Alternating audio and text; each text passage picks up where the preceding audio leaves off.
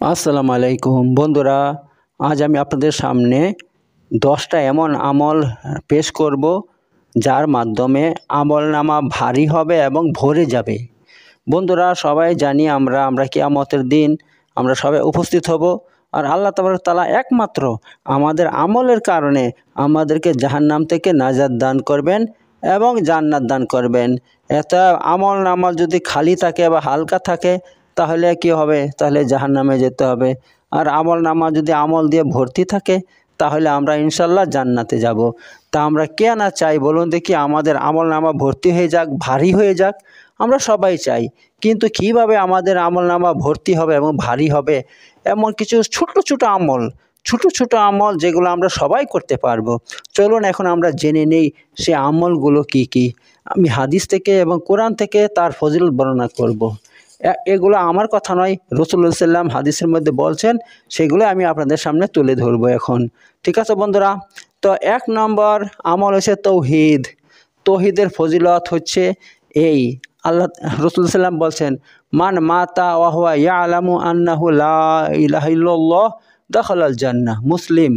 মুসলিমের মধ্যে 26 নম্বর হাদিস এটা। অর্থাৎ যে ব্যক্তি এই অবস্থায় মৃত্যুবরণ করবে, যে তার পুরো বিশ্বাস আছে যে আল্লাহ ছাড়া কোনো মাবুদ নেই, দাখালাল জান্নাহ, সে জান্নাতে প্রবেশ করবে। ঠিক আছে?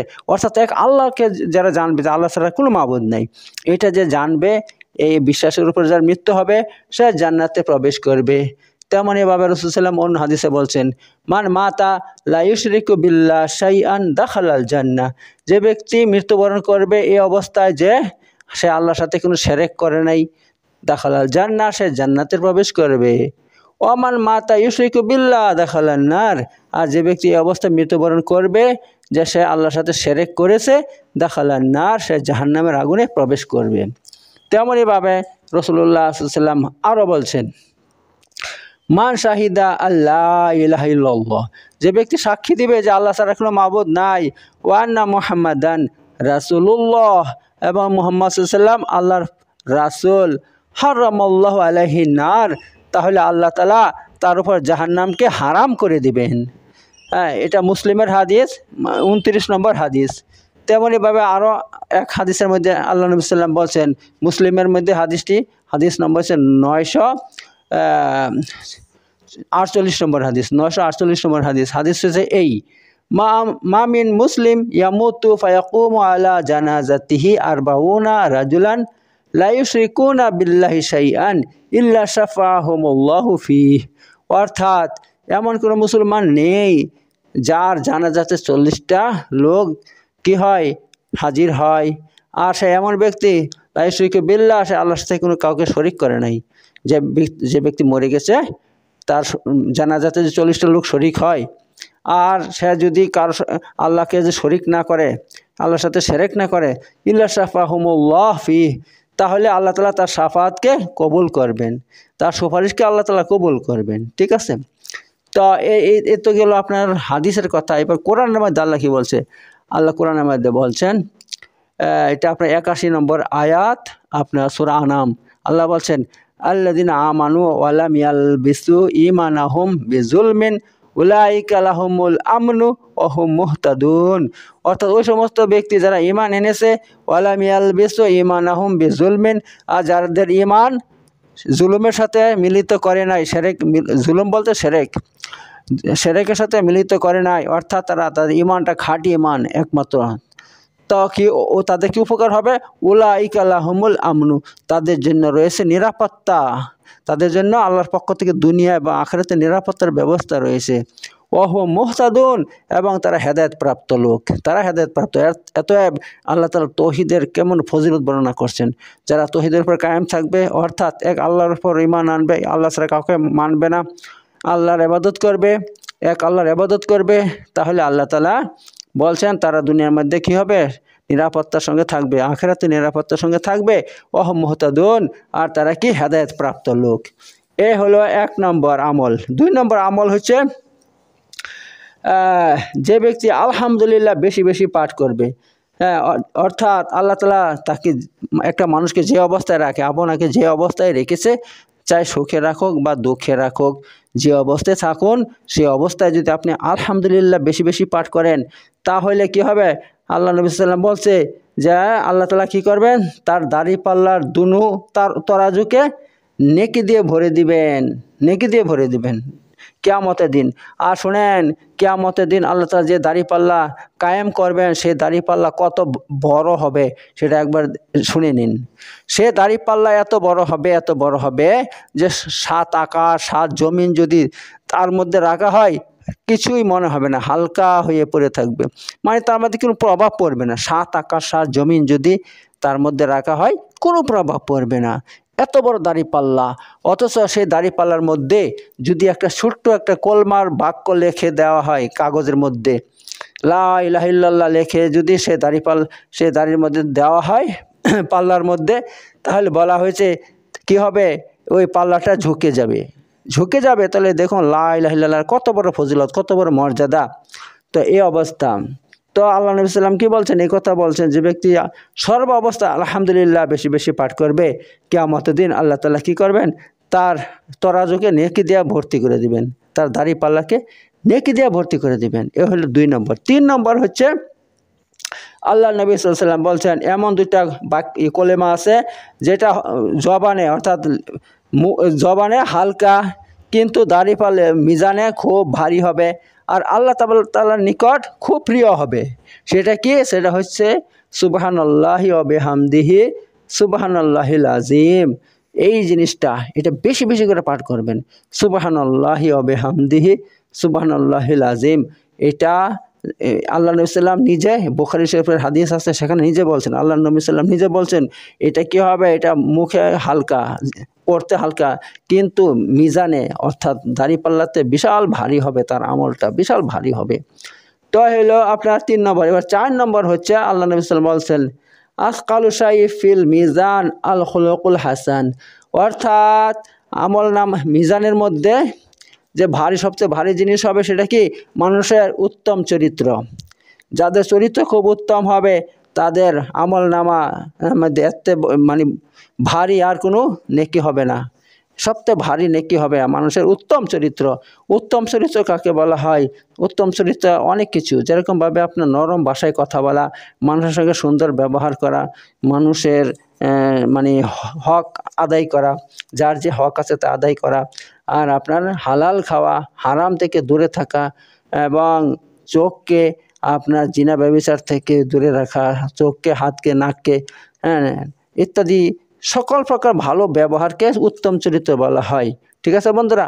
তো যাদের উত্তম চরিত্র হবে, এবং রাসূলুল্লাহ এক হাদিসের মধ্যে বলছে কিয়ামতের দিন আমার কাছে সবথেকে বেশি নিকটবর্তী ওই ব্যক্তি হবে যার চরিত্র ভালো। কিয়ামতের দিন আমার সবথেকে বেশি নিকটবর্তী ওই ব্যক্তি হবে যার চরিত্র উত্তম হবে। একটা উত্তম চরিত্র আপনার নেকির পাল্লাকে ভারী করে দিবে। ঠিক আছে বন্ধুরা? এইগুলো 4। এবার 5 নম্বর হচ্ছে আল্লাহ নবী সাল্লাল্লাহু আলাইহি ওয়াসাল্লাম বাক্কিন লিখামসিন মাসকালা ফিল মিজান লা ইলাহা ইল্লাল্লাহ ওয়া সুবহানাল্লাহ আলহামদুলিল্লাহ আল্লাহু আকবার। আল্লাহ নবী সাল্লাল্লাহু আলাইহি ওয়াসাল্লাম বলছেন আপনার মিজানে সবথেকে ভারী কি হবে? এই কয়টা কলমা। সেটা কি? 1 নম্বর হচ্ছে লা ইলাহা ইল্লাল্লাহ, 2 নম্বর ওয়া সুবহানাল্লাহ, 3 নম্বর আলহামদুলিল্লাহ, 4 নম্বর আল্লাহু আকবার। এইগুলো ওজনে বিশাল ভারী হবে। এছাড়া আমরা কি করব? যখন সময় পাবো এইগুলো জিকির করব আমরা। এবার 6 নম্বর আল্লাহ নবী সাল্লাল্লাহু আলাইহি ওয়াসাল্লাম বলছেন যার সন্তান মরে যায় আর সেই নেকির আশায় সবুর করে, তাহলে এটা এত বড় ভারী আমল যে কিয়ামতের দিন তার নেকির পাল্লা ভারী হয়ে যাবে, ফলে সে জান্নাতে চলে যাবে। দেখতে পাচ্ছেন? যার সন্তান মরে যায়, কারণ সন্তান মানুষের সবচেয়ে প্রিয় জিনিস। যখন মরে যায় মানুষ সবুর করতে পারে না, অনেকে হাই হতাশ করে, কিন্তু যারা আল্লাহর জন্য সবুর করবে আল্লাহ তাআলা কিয়ামতের দিন এত বড় এটা এত বড় আমল যে তার কারণে তার নেকির পাল্লা ভারী হয়ে যাবে, ফলে সে জান্নাতে চলে যাবে। রাসূল সাল্লাল্লাহু আলাইহি ওয়াসাল্লাম এই কথা বলছেন। এটা 6 নম্বর। 7 নম্বর হচ্ছে যে মুমিন নারী পুরুষের জন্য এই বলে দোয়া করে, যে মুমিন নারী পুরুষের জন্য এই বলে দোয়া করে আল্লাহুম্মা আগফির লিল মুমিনিনা ওয়াল মুমিনাত। কতক্ষণ লেগেছে এই কথাটা বলতে? কয়েক সেকেন্ড লেগেছে, অথচ তার জন্য আল্লাহ নবী সাল্লাম কি বলছে, যে ব্যক্তি মুমিন পুরুষ এবং মুমিন নারীদের জন্য এভাবে দোয়া করবে, মাগফিরাতের দোয়া করবে, তাহলে আদম থেকে নিয়ে কিয়ামত পর্যন্ত যত মুমিন নারী পুরুষ জন্মগ্রহণ করবে, আল্লাহ তাবারক তাআলা তাদের সবার নেকি তার আমল নামায় লিখে দিবেন। দেখতে পাচ্ছেন মুমিন নারী পুরুষের জন্য দোয়া করলে কত ফজিলত, বিশাল ফজিলত। শুধু তাই নয়, যদি আপনি কোনো মুমিন ভাইয়ের জন্য, মুসলমান ভাইয়ের পিছনে দোয়া করেন, তার ভালোর জন্য দোয়া করেন, তাহলে আল্লাহ তাআলাকে ফেরেশতা নিযুক্ত করে দেন। আল্লাহ বলেন তুমি তার জন্য দোয়া করো, তুমি তার জন্য দোয়া করো। অর্থাৎ আপনি যদি কোনো মুমিন মুসলমান ভাইয়ের জন্য দোয়া করেন, তাহলে আল্লাহ যে ফেরেশতা নিযুক্ত করেন সে আপনার জন্য দোয়া করবে। আর ফেরেশতাদের দোয়া আল্লাহ তাআলা অবশ্যই কবুল করেন বন্ধু। এই জন্য আমরা কি করব, মুমিন নারী পুরুষের জন্য দোয়া করব, তাদের কল্যাণ চাইব, ভালো চাইব। কিন্তু আফসোস বর্তমানে হিংসার যুগ, মানুষ উল্টো করছে। দোয়া করবে কি, মানুষ ভালো চাইবে কি খারাপ চাচ্ছে। সবাই হিংসা করে, সবাই একে অপরের ক্ষতি চায়। এর জন্য সবার ক্ষতি হচ্ছে। এখন কেউ উন্নতি করতে পারে না, কারো ভালো হয় না, সবারই ক্ষতি হয়, কোনো দিক থেকে না কোনো দিক থেকে ক্ষতি হয়ে যায়। কিসের জন্য? এর জন্য যে আমি আপনার ক্ষতি চাচ্ছি, এর জন্য আমার ক্ষতি হয়ে যাচ্ছে। তো বর্তমানে সবাই এই রোগে আক্রান্ত হয়ে আছে, হিংসা রোগে। বা হিংসা করবেন না, বরং কী করবেন, আল্লাহ নবী সাল্লাল্লাহু আলাইহি ওয়াসাল্লাম শিক্ষা দিয়েছেন যে তোমরা এক অপরের জন্য দোয়া করো, ভালোর জন্য দোয়া করো, কল্যাণের জন্য দোয়া করো। অথবা আমরা কি করব, আমরা এক অপরের জন্য ভালোর দোয়া করব। এই হচ্ছে ব্যাপার। 7 গেল। এবার 8 নম্বর হচ্ছে আল্লাহ নবী সাল্লাল্লাহু আলাইহি ওয়াসাল্লাম বলছেন, যে জানাজার নামাজ পড়ে তার আমল নামায় উহুদ পাহাড় পরিমাণ নেকি লেখা হয়। আর যে ব্যক্তি দাফন কার্যে শরীক হয়, তার জন্য 2টা পাহাড় পরিমাণ নেকি লেখা হয়। ঠিক আছে। উহুদ পাহাড় কত ভারী জানেন? আমি গিয়েছি ইনশাল্লাহ। উহুদ পাহাড় আমি অনেকবার দেখেছি, নিজের চোখে দেখেছি, সামনে থেকে দাঁড়িয়ে দেখেছি। বিশাল বড় পাহাড়, আর গোটারে পাথরের পাহাড় ভাই। তো কত ভারী বলেন দেখি, বিশাল ভারী পাহাড়। আর এই এতগুলো নেকি আপনাকে দেওয়া হবে কি করলে, আপনি যদি কোনো মুসলমান ভাইয়ের জানাজায় শরীক হন। কিন্তু আফসোস আজ আমরা নেকির আশায় কেউ যার নামাজ পড়তে যাই না। কিসের জন্য পড়তে যাই জানেন? যে না গেলে মানুষ কি বলবে, অমুক কি বলবে, এই জন্য যাচ্ছি। ভাই আপনার নিয়তটা বদলিয়ে নেন। এই নিয়ত করবেন যে না, আমি নেকি পাওয়ার জন্য যাচ্ছি। কারণ দেখতে পাচ্ছেন কত বড় নেকি, আপনার পাহাড় পরিমাণ আপনাকে নেকি দেওয়া হবে যদি একটা জানাজায় শরীক হন। ঠিক আছে বন্ধুরা, এই তো 8 নম্বর। 9 নম্বর হচ্ছে আল্লাহ নবী সাল্লাল্লাহু আলাইহি ওয়াসাল্লাম বলছেন, যে খেজুর পরিমাণ সদকা করবে আল্লাহর রাস্তায়।